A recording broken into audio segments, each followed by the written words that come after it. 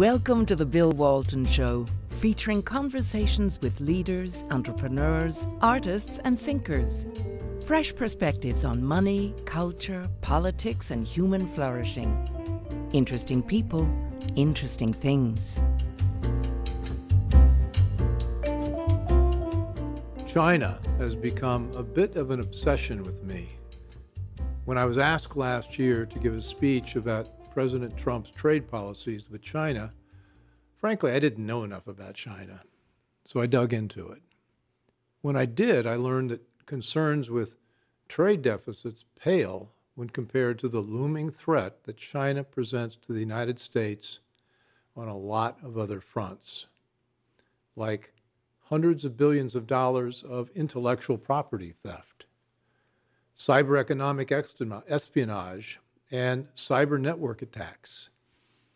Its aggressive action to expand the dominance in South China Sea, one of the world's premier commercial sea lanes, and a critical area of military operations.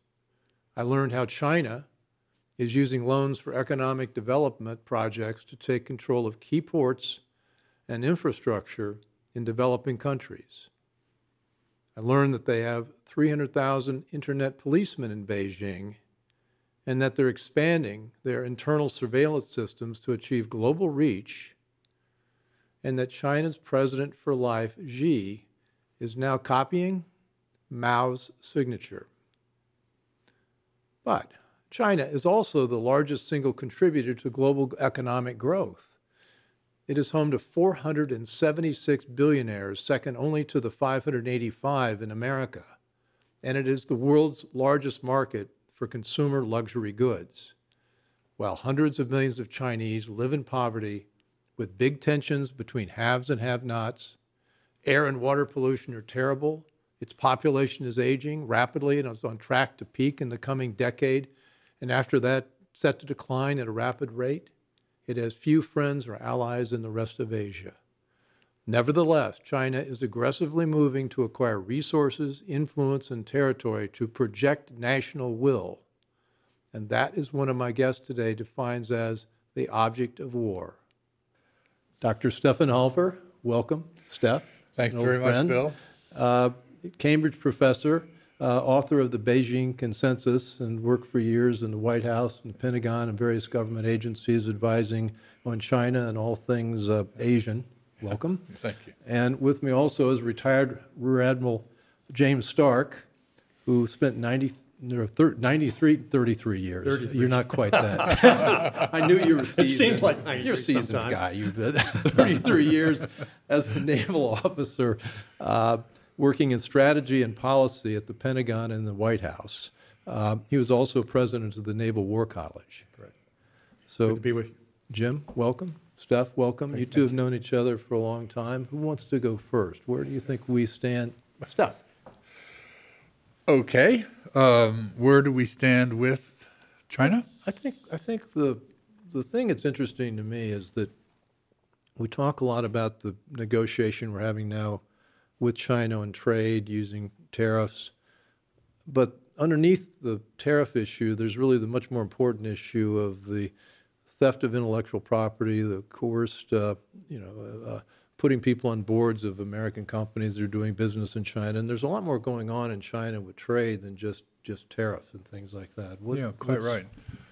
Well, we're in a struggle with China at the moment to try to deal with their policy on several levels.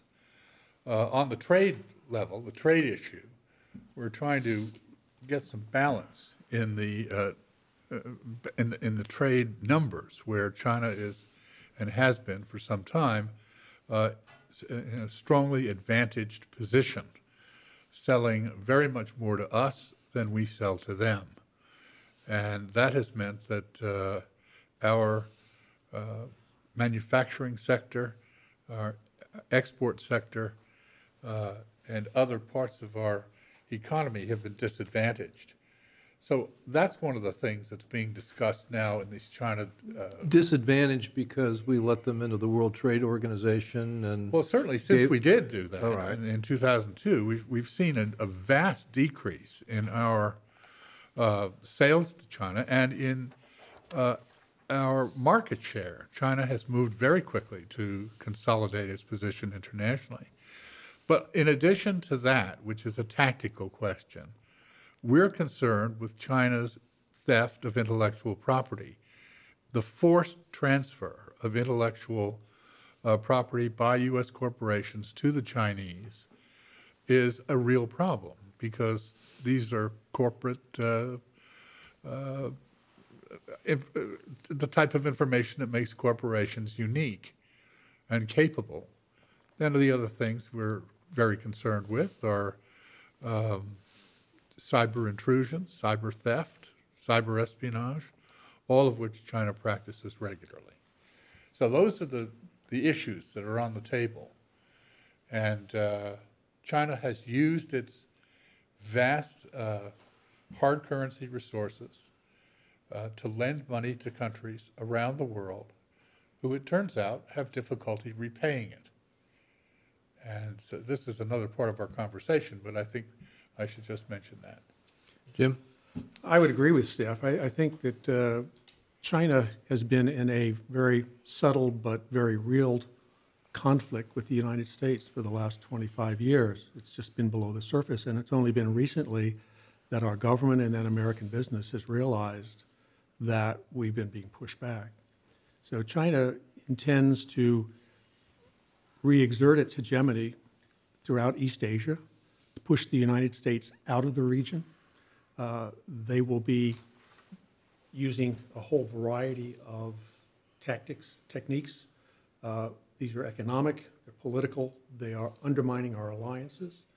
They're pushing out to change some of the elements of international law. For example, they signed on to the UN Convention on the Law of the Sea, but when they lost a court on the basis of that treaty here a couple of years ago, they simply decided to ignore it and say, well, that doesn't apply to us. So China is sort of changing the rules of the game even as they are exerting themselves as a major power. And I don't think the United States is against China taking its rightful place in the world, but I don't think it has to be a completely zero-sum game, which is the way the Chinese are playing.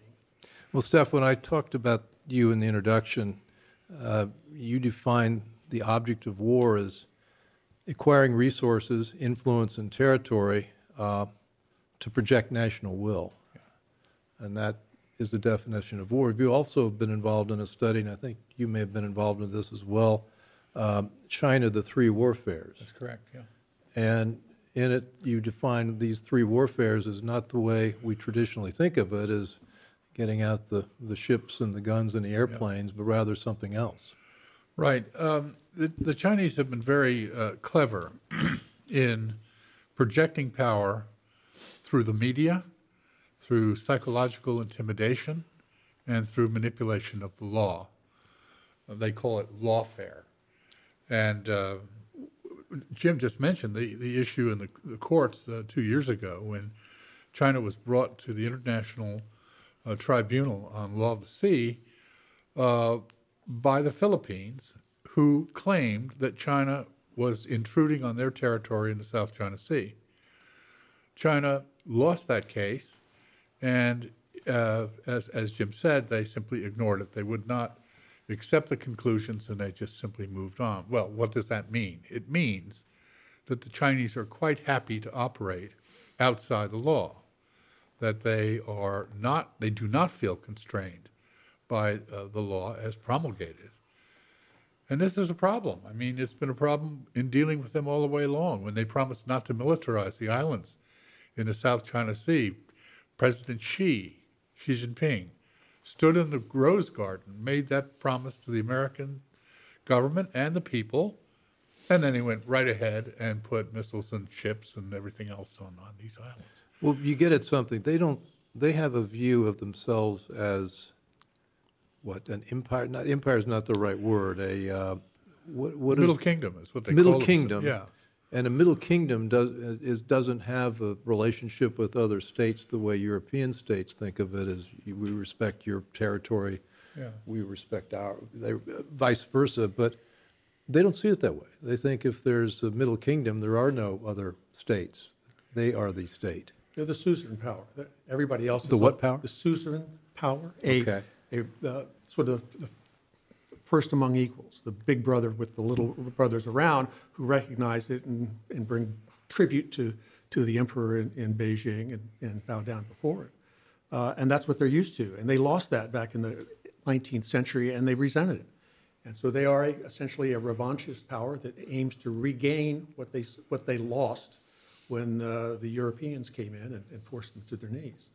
And they feel very resentful of what the West has done. They're going to change that any way they can. I think another thing to point out is that when China makes an agreement, they view it as temporary. Now, temporary may be 10 or 20 years, but they may be sort of stopped from wherever they're going, and then they're still going to keep pushing. The goal never changes. I'm reminded of the story about Henry Kissinger asking Zhou Enlai what he thought of the French Revolution. And Zhou Enlai said, it's too soon to tell. The Chinese have a very long time horizon. And so even if we reach agreement with China, we should not expect them to unilaterally hold to that agreement. They'll do whatever they have to do until they can get a chance to start pushing back again. Yeah, I worked on Wall Street, and probably should go unnamed, one of the very successful financier deal guys on Wall Street once informed me, he said, you know, this contract is just the basis for our next negotiation. Exactly.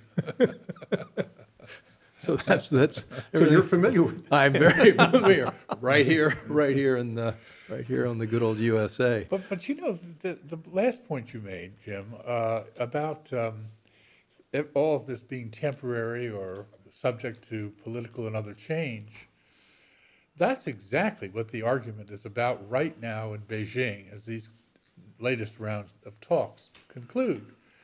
Because the U.S. side wants concrete timetables for China to act on its commitments, and they want to have ways of verifying that. And the Chinese, of course, are very hesitant to provide it. Yeah. So there's a time for it. So we're now in the midst of this. I mentioned the trade negotiation that's ongoing. Bob Lighthizer is working that now. Yeah. Do you like what he's doing? Are we approaching this in the right way? I think it's realistic. Yeah. And I think American business for a very long time has deluded itself and seen China as kind of the pot of gold at the end of a rainbow and gone in expecting that they were going to get access to these hundreds of millions of potential customers. And in the process, the Chinese have imposed conditions on them that have essentially undercut the whole contract. So and I worked for a company that saw that happen to some of our things, that we went in, we sold some equipment to the Chinese.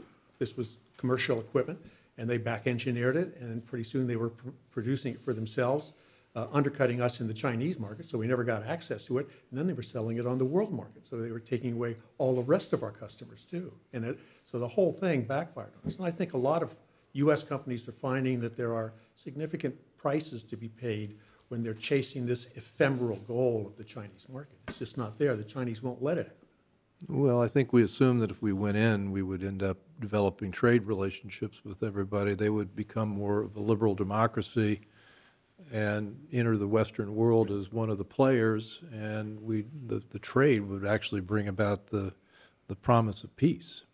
So instead, that hasn't happened. We now have Xi as the president for life. Right. And we've had, I guess, since he's been in power, what, 6 years, 7 years? 6. 6 years. We've seen a complete reversion to the authoritarian, almost Mao-like leadership. Yeah. He's even copying Mao's signature. Oh, no. Really? Really? Yeah, the calligraphy. Well, I'm reminded a little bit of something that we in the military have seen. For a number of years, we've been trying to develop personal relationships between our senior commanders, in this case in the Pacific, with their Chinese counterparts. So we have reciprocal ship visits and staff meetings, and supposedly these four-star admirals and generals will become, if not friends, at least familiar with one another, so that in a crisis, the ideal is that you can call him on the phone and say, hey, this is what we're trying to do. Can we de-escalate this?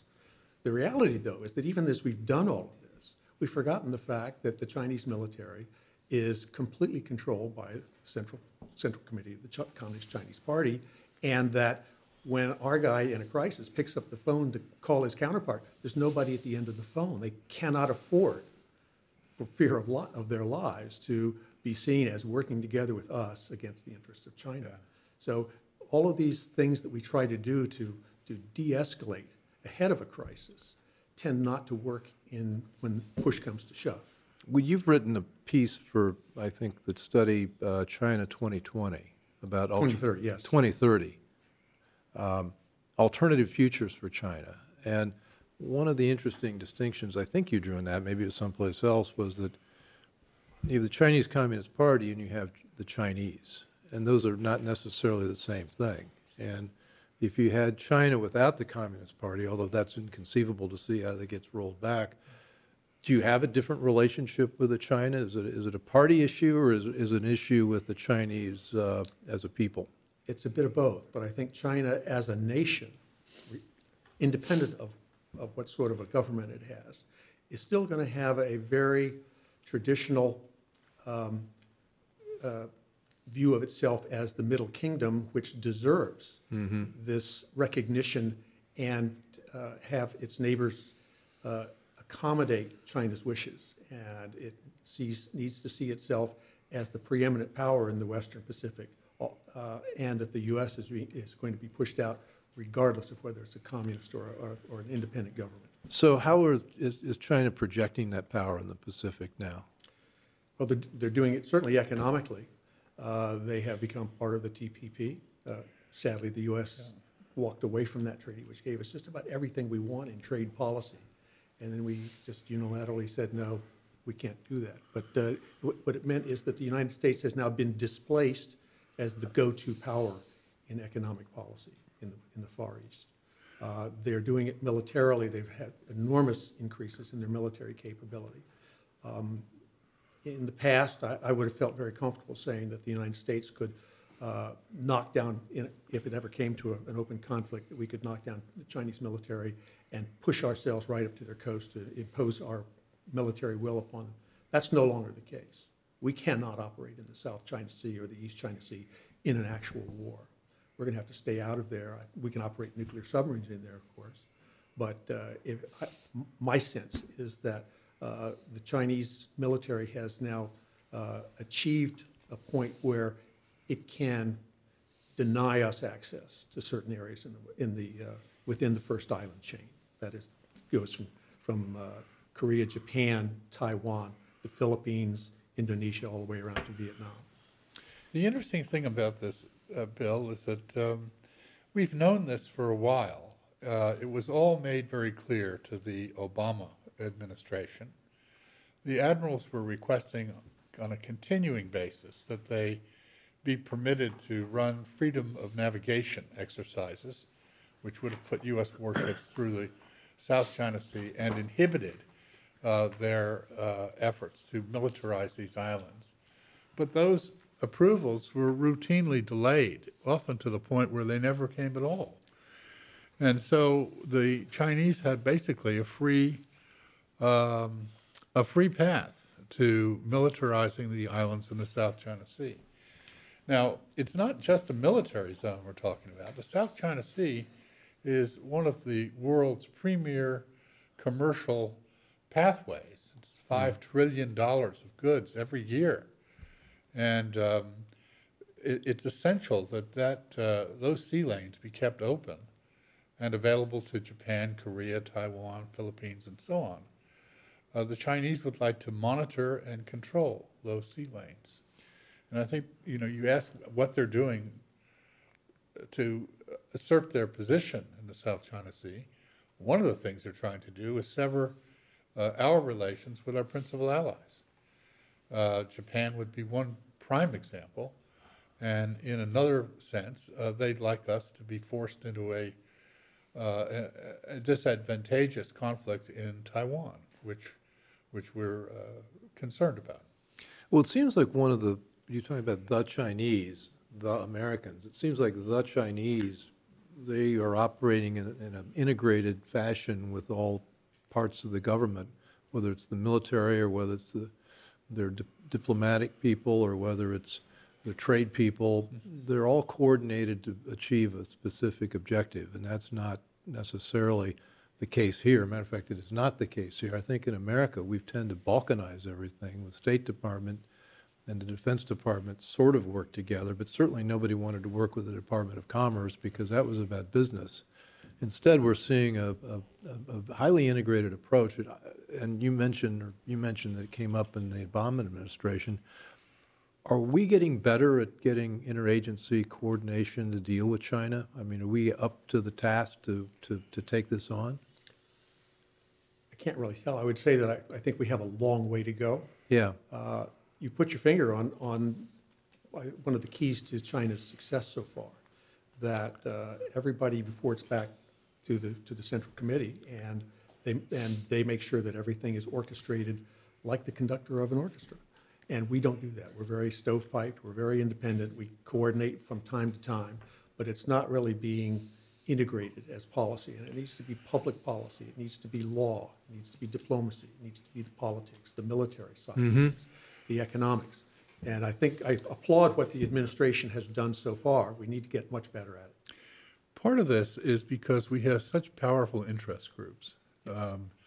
When you have Wall Street groups or commercial groups of different kinds, they have power in the Commerce Department. The Commerce Department, in turn, articulates their objectives. We also have national security interests, and so those are the stovepipes that you're referring to. But I think that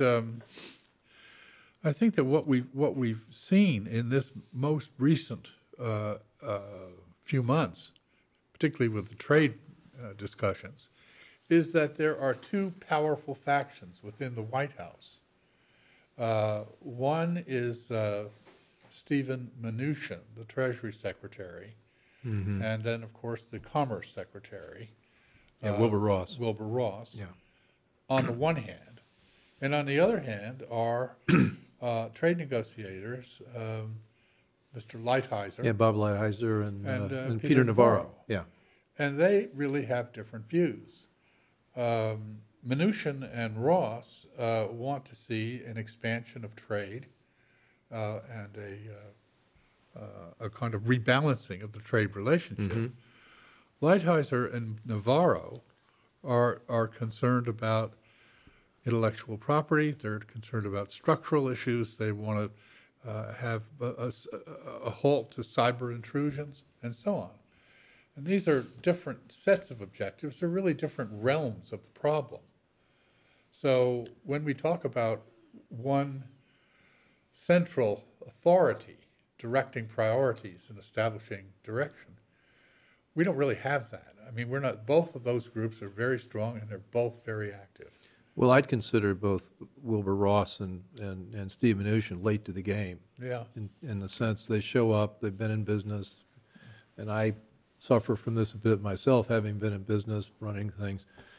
You don't necessarily learn all the policy nuances and the levers that you need to have in a trade negotiation. And Lighthizer, by contrast, has been doing this for 40 years. Yeah. And what he was deputy trade negotiator, in the Reagan White House, I believe. And so he has a comprehensive and systematic grasp of this. And Navarro, he's a prickly guy, but I think he's looking out for America. You know him? Yeah, I do, and I agree. I think the world of him. I mean, I think that he's not, some people don't find him the easiest person to get along with, but I've always found him to be very bright, very innovative, and very determined. Well, so when we talk about the integrated piece of their strategies, in the three warfares coming back, that if I may, psychological warfare, media warfare, and legal warfare, lawfare. How do they conduct that? I mean, what are the instruments of that initiative? Which agencies? How do the Chinese conduct that? Well, yeah. What you see is that the Chinese Foreign Ministry works together with the MSS, the Ministry of State Security, and with the Works Department. It's called the the whole name, but it's called the Works Department. It's an international influence projecting group. And they will, given a particular problem, they will use one of those three instruments to affect the outcome. As Jim mentioned, the issue with the South China Sea and their access to it, that went to the courts. They responded to it with a legal fight, which they lost, and then they ignored the results. In the case of the Philippines, for example, they used the media. They put programs on local television and radio and in the press, supporting their claims, and that's the media side. Psychological warfare, intimidation in essence, is what's used to stop Philippine fishermen from accessing islands, which have always been part of the Philippines. But all of a sudden, Chinese Coast Guard and commercial fishing vessels will show up and try to prevent them. So you have those three things being used in tandem on many particular issues. Are there factions in China the way we talked about factions in the White House? Not in terms of these issues. Yeah. Yeah, At least not that I know. So there's a consensus that this is what Chinese want to bring about. I think it's true that in foreign policy they do. The issue is how they do it. There are certainly factions within the Chinese government. I'm not an expert on that. Sure. But Xi Jinping does get pushback from within elements of the Chinese Communist Party. So, and within the security establishment too. I think the military is seen as relatively neutral in this, but there are factions within the party itself that remain a threat to Xi Jinping and his counter-corruption campaign of the last 5 years. It was not really against corruption. It was against various elements that he saw as political enemies. His political enemies. Only his enemies were deemed to have committed. In Russia, you were declared, crazy, and they sent you to asylum. You just didn't happen to agree with Stalin. Well, that gets back into how powerful is the current regime, and are there internal issues that it faces? I mean, Chinese economic growth is slowing. They still have a problem of the rural China, which still sees hundreds of millions of people living in poverty. Mm-hmm. You've got a restive consumer class in China. We have billionaires which have been operating with a free hand, and now they're beginning to get reined in by the Politburo. I mean, are there and then there's also the fact they feel they need to use this facial recognition surveillance state system, and I also have social credits that which they're really using to try to maintain the whip hand on its people. The security side is really intimidating. I mean, they have, for example, they have 300,000 internet policemen operating in Beijing alone. That's a lot of people monitoring the internet. And as you say, these facial recognition advances they've made, it means that they can take photographs of people in any part of the country and tell who they are, where they've been, what their background is, and so on. And the pushback that Xi Jinping experiences is becoming quite noticeable. He's had a slowdown in the economy. The export sector is frustrated and not to say angry. The growth rate is which had been around 6.5%. Some people believe, for example, Michael Pettis, professor at the University of Peking, is saying, look, these numbers are a fantasy. The growth rate is right around 2%. And the pressure that imposes on Chinese consumers and producers is very strong. Well, and I think you pointed out that when they gather these statistics, if you're shipping them in from a province and you ship it in and you say, well, we didn't do so well this quarter, that's not well received. We better jack it up. So there's a lot of pressure to get those numbers looking good. Internal security is I think the Chinese government's major concern. Yeah. And they're going to be having problem with what's often referred to as the grand bargain. And that grand bargain is that the Chinese Communist Party is, since it doesn't have real elections, is sort of politically illegitimate. But the people of China let them get away with that if the party provides for their economic welfare and gradually is increasing the economy, their standard of living, and so on. Commonweal. But that's not happening anymore. There are now some very obvious haves in China and a whole lot of very unhappy have-nots. And the gap is growing. Yeah, and so it's both economical, but it also has to do with human rights. So it's important for the United States to keep talking about, at least, what the Chinese are doing to limit the human rights of their own populace, because it's very popular with the people on the outs of China, the non-communist party members. They notice that. They look at the broadcasts, they look on the internet, they get this information. Well, how's the social credit system work? The social credit system is a relatively new thing, and it is people are assigned positive and negative credits based upon their comments and upon their participation in different civic and government related organizations. So there is a sort of a vast accounting that the government exercises about the utility and value of the citizens of China. It's a remarkable concept. Yeah. It goes to the idea that somehow the Chinese can know a huge amount about every individual. Who they are, what they look like, where they work, what they do. I mean, but not just people who are applying for government jobs. We're talking about everybody. It is the very definition of a totalitarian society. It's 1984. In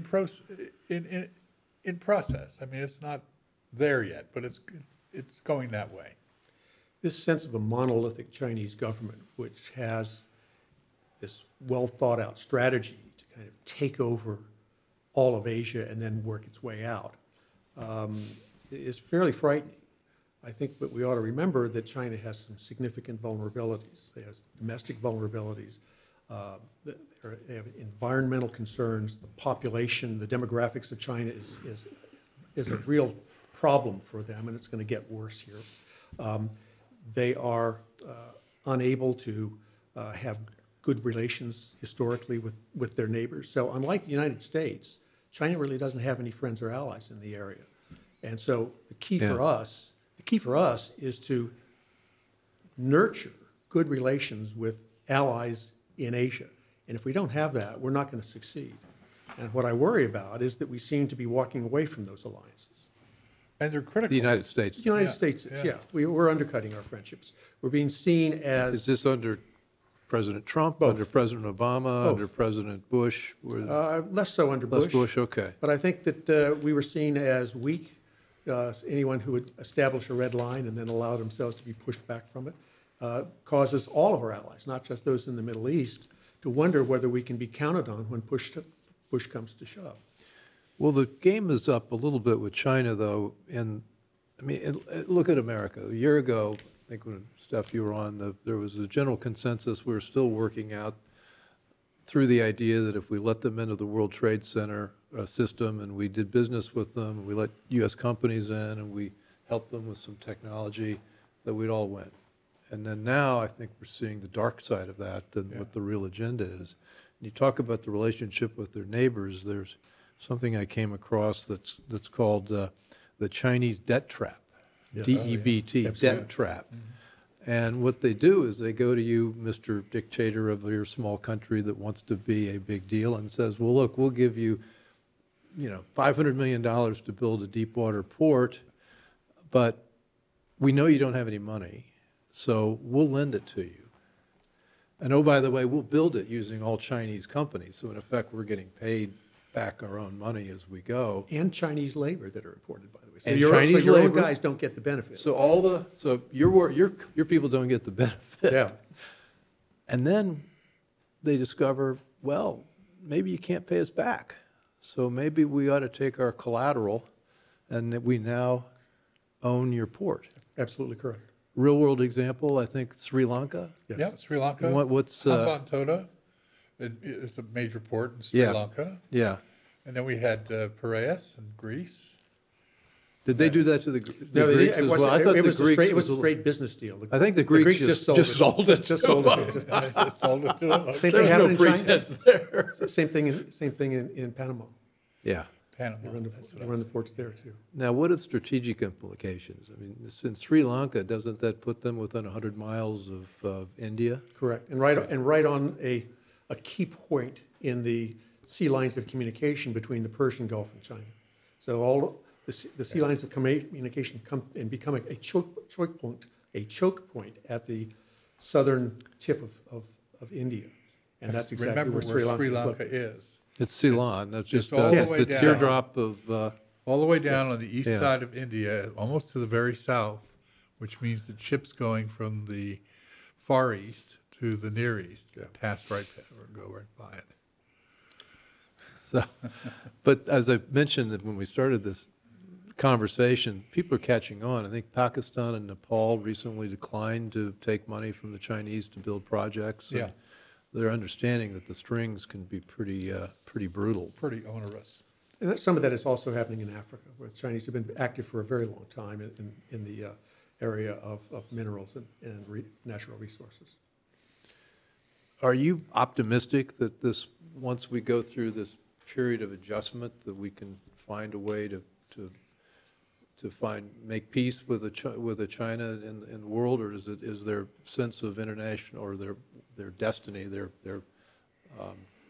their kingdom? What do we call the kingdom? The Middle Kingdom. The Middle Kingdom. I mean, is that so deep in their DNA that we're not going to end up with anything except a standoff? I think we can do it temporarily. Yeah. But we will only do it as long as we push back against China, which is what we're doing now. If we sort of accede to them, trying to throw them a few scraps so that they'll then quiet down, that's not going to work. It just feeds their appetite. And they just, like many bullies, they'll just keep pushing until somebody pushes back. Yeah. I agree with that. I think that's a good way to put it. I'm not optimistic that we can avoid a confrontation with China. I think that we have to continue to push back. Confrontation, a military confrontation. Eventually, it's going to be something like that. Yeah. I mean, we're going to have a spat over Chinese attempts to exclude us from the South China Sea, or Chinese attempts to take Taiwan by force. Those are probably the two most important issue areas. But I don't know how that's going to be avoided, except, as Jim says, you have to start early and with constant pressure and trying to avoid explosive or what's called kinetic confrontations. We have to try that. If it works, great, but I doubt that it will. Over time, the Chinese will press forward with what they believe are legitimate claims on their side, and we will either respond or not. I share your pessimism because I think our United States domestic politics are so silly and unserious that it's hard to think of us thinking strategically to deal with these sorts of things. I don't think most of American business or government officials have a real appreciation for what's going on. That's until they watch this show or listen to this show. The show, of course, That's the whole them point. We're going to stream it straight in there, yeah. But I'm afraid I agree with Steph that the issue is going to be how bad a military confrontation is going to be. Well, the business community, and I'm familiar with that, has a particular problem. If you're a big company, your CEO is probably going to be on the job 4 or 5 or 6 years. Yeah. And they're under a lot of pressure to produce results. Right. And so it's pretty easy to go into, say, China and say, make a short-term deal to produce good numbers that may not have great strategic implications 10, 12, 20 years down the road. Make the shareholders happy, but that's it. I can tell you within the U.S. military, there's a lot of planning going on. It's a very difficult problem how we would confront the Chinese militarily. What our and you were president of the Naval War College. Correct, and we have a group up there who works all the time. That's all they do. What kind of planning? What's the nature of the thinking this through? What their military goals are, what our political goals should be, what our military goals should be, the operational strategies that should be used in order to impose our will upon them rather than the other way around, whether if the conflict escalates? Should it be vertical escalation that is growing more and more intense with attacks on China itself, or should it be horizontally escalated? That is, move away from China geographically and attack their interests elsewhere in the world. Should we wage conflict only within the first island chain, or should we attack their forces outside the first island chain? You know, do we have the resources committed in the budget to implement on strategies like that? No. Because China seems to be one of those huge missed opportunities/threats, and that we focus so much in the Middle East post 9/11, and we fought these two, I think, very badly conceived wars in Iraq and Afghanistan, and consumed trillions of dollars of resources, suck things into that, and we end up with nothing. Absolutely. Virtually. That's very sad. I think one positive thing I can say is at least we're talking about it. Back Yeah. in the Obama administration, the Defense Department was not even allowed to put in its official documents that we could come into conflict with China. You couldn't talk about them in the national security strategy. And that points to a really important, larger issue, which is that for 3 or 4 decades following Kissinger's visit to China and Nixon's opening, we accepted the idea that somehow, if we extended assistance to China and offered them guidance, that they would develop interest groups and then eventually political parties and eventually democracy, and we'd be able to deal with them as a regular or normal country. And as you said earlier, Bill, that never happened. It simply allowed them to grow stronger, to project force more readily. So we really have had a sea change in our attitudes towards China, a new realization of what we're dealing with. We've moved away from this Kissinger typology, and we're now onto a much more realistic notion. I would also hope that we would take another hard look at our policy vis-a-vis Taiwan. I think it was a mistake that Kissinger made to dump our ally Taiwan over the side of the ship and cuddle up to mainland China. And that it's in America's interest that Taiwan remain an independent nation, no matter what. They are the key for China to break through the first island chain so that in a conflict they can push their forces out into the Pacific. And if China were to take over Taiwan, there's no way that we could hold them behind the first island chain. It's absolutely critical. It's a cornerstone to our defense, and yet nobody seems to be acting that way. I couldn't agree more. I think Taiwan is critically important, and we've nurtured a small nation, 23 million people, into a vibrant democracy.